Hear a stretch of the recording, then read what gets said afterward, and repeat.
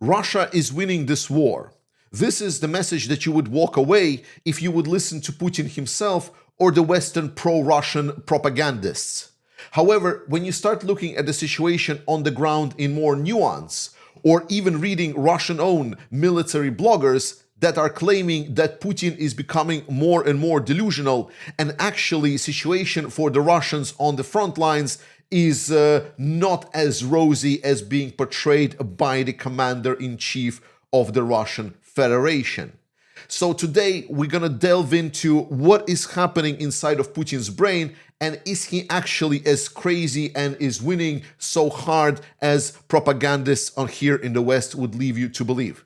Hi, I'm Georgie here with Ukraine Matters, so let's get straight into it. For anyone that is following the war in Ukraine, Putin's statements have been really bizarre lately, that Ukrainian armed forces are about to collapse, that Russians are taking over everything and will capture Donbass by the end of the year.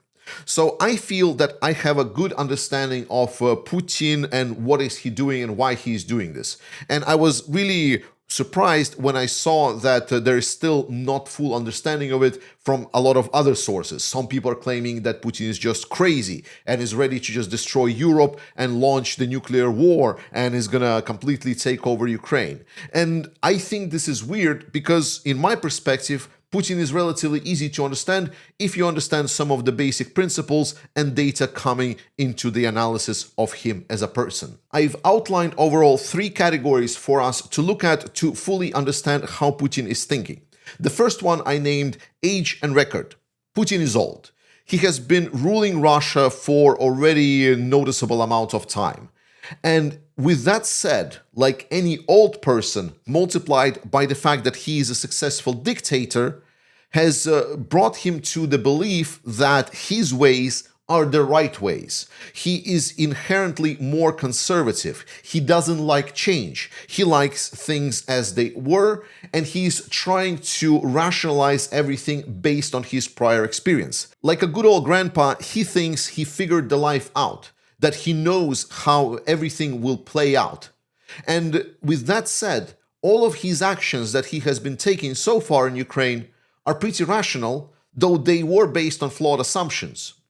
In general, Putin has 2 main principles for his actions. Principle number 1, whenever there is a challenge, just wait and look for an opportunity. Putin is an opportunist. He's not planning some elaborate tricks. He's always looking for the ways how to utilize what is around him. So that's why he's always trying to wait up and see if there's going to be a favorable conditions coming to him.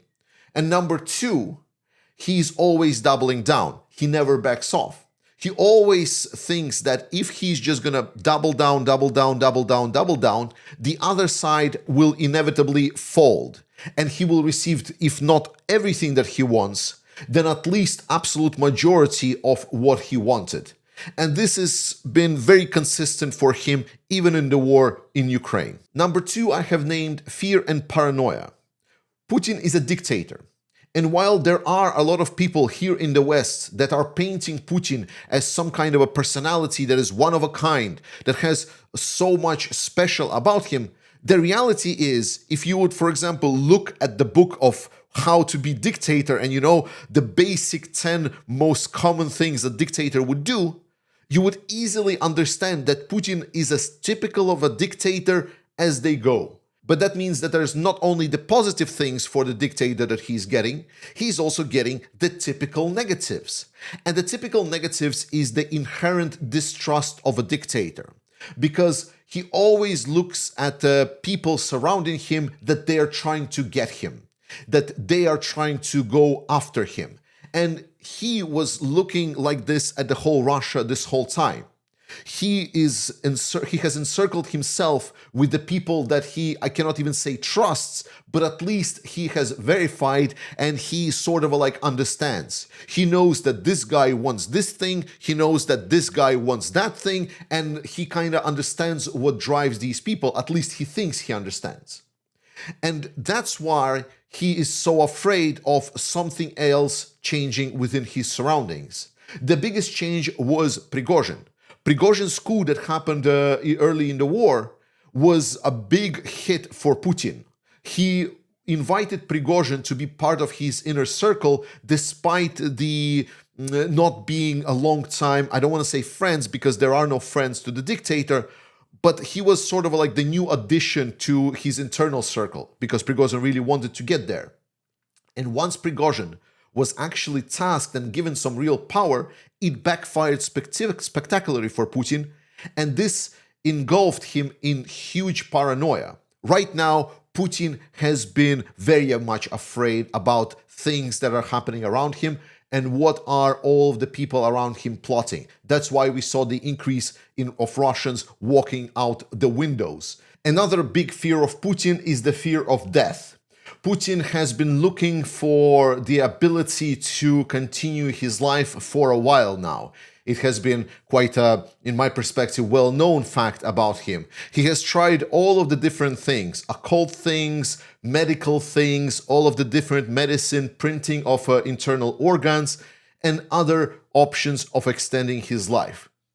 Putin is very much afraid of losing his life, and he's afraid of losing power because most likely he sees this as losing his life as well. The third part I named false information and delusion. And this is once again not something that is unique to Putin and Russia. This is very typical for authoritarian societies. Everyone in authoritarian societies wants to be on the good side of the glorious leader. And actually, it goes all the way down the chain. So when you have any information that you must report to the person above you, you would twist it and turn it a little bit just so it looks a little bit nicer, a little bit shinier. And that's how it goes upwards, with the broken telephone game being played, where every step of the way as it gets up to the glorious leader, it gets improved and improved and improved and buffed with new details. And notoriously, the information that is being presented to the dictator is either just good, that will keep him in good mood, and that will present the person that presented that information to be someone to be adored. Or if a person brings some kind of issues and problems to the glorious leader, then in a lot of these societies, that person becomes the problem. And I think the best demonstration for it is an example. So here, for example, we saw the leaked map that is being used by the Russian Ministry of Defense. This is the southern part of Ukraine, where it is approaching Zaporizhia. And just recently, we saw the fight for the town of Stepnohirsk, where Ukrainians have pretty good success and were able to actually capture that town back from Russians. And that town is located right over here, deep inside the Russian-controlled territory. And this is a problem, because that is not the reality on the front line at all. If we look at something like Deep State Map, a project where notoriously they are stating we must stop false reporting about the positive things that Ukrainians are achieving, and they're presenting sort of a pessimistic scenario for Ukrainians, we see here overlaid the red thick line. This is where the Ukrainian deep state project is reporting the front lines to be. And we see that Russians are reporting massive swaths of territory that they are in control of, that completely skews the perspective and planning of any operations, and essentially presents to Putin overview of this developments on the front line as Russia is non-stop advancing.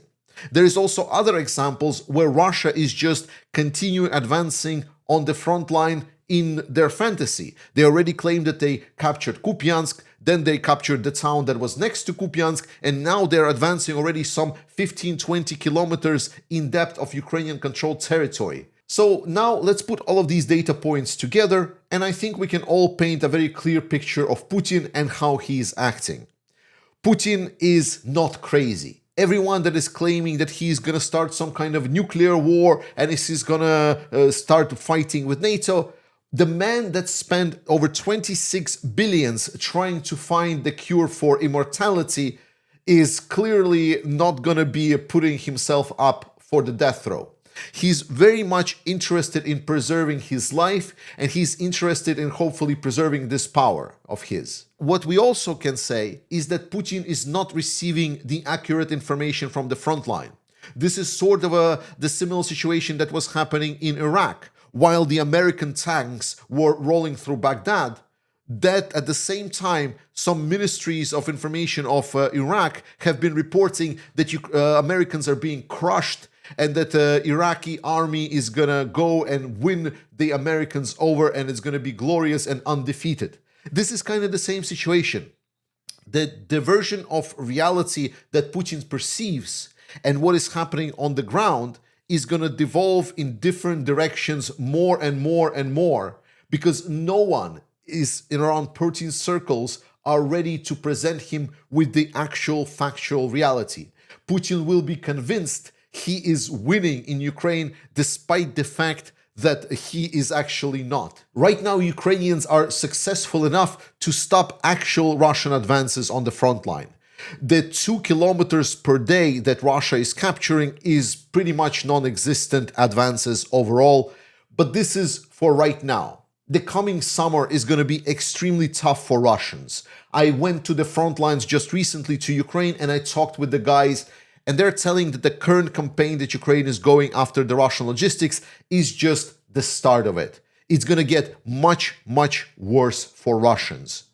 And Putin is not going to get reported all of this. He is going to be told that everything is well. So that's why he's going to continue telling all of the world leaders that he's winning. He's going to continue telling everyone that Ukraine is about to be crushed, whereas in reality, Russia is going to be moving closer and closer to military catastrophe. And finally, the effects of Prigozhin's coup and trying to bring some kind of new perspectives, estimations that Russia suddenly can introduce some new people that will see cleared out the situation here in Ukraine and will take some kind of actions that will allow to turn this situation around and make Russia sort of a great again. The reality is that Putin is too afraid to make these changes. He's not ready anymore after he saw the coup with Prigozhin. He's even removed Shoigu because he felt that Shoigu was untrusted. And right now, the only people that are getting advanced are the yes men. That means that Russian economy and the Russian situation on the front line is going to continue deteriorating. So now we can clearly state that Putin is in no position to end this war, and all of the reports that Putin is ready to negotiate are just wishful thinking. That's why it is crucial for us to continue supporting Ukrainian armed forces. Ukrainians never asked for this war, but they're doing an excellent job resisting Russians, and they need more help to win and crush Russia into oblivion. So participate in fundraiser right now, and I want to say thanks for all of the people that have already participated. And also, if you haven't seen, I've been in Ukraine recently and I visited the On the Edge studio with Philip Ittner. Please see the video. I think it was a nice interview and maybe you will find it insightful as well. Trust in Ukraine, support Ukrainian armed forces. I love you. Slava Ukraini, and I will see you next time. Hi friends, 93rd Separate Mechanized Brigade sincerely thanks the communities Ukraine Matters and Ziggy for providing 100 FPV drones for our unit. Honestly, that's enough FPVs to make Russian vehicles identify as submarines. We are deeply grateful for your support and for the fact that people from all around the world continue to stand with Ukraine. All here from the front line, we feel it every single day. And at this point, every donor is basically becoming a little bit of an FPV pilot too. You donate, we fly. We especially want to thank Ukraine Matters and Ziggy for your constant support, previous deliveries of drones, equipment, Starlink terminal, and everything that keeps our crews operating day and night. And honestly, the speed of this delivery surprises even us. FPV drones are fast, but somehow your support reaches us even faster. Thank you for your trust, your consistency, and your belief in Ukraine. Together, we are stronger. Together, we will win. Glory to Ukraine! Героям слава!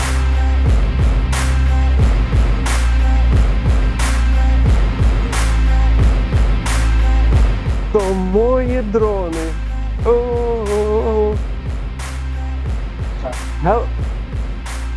Hello friends,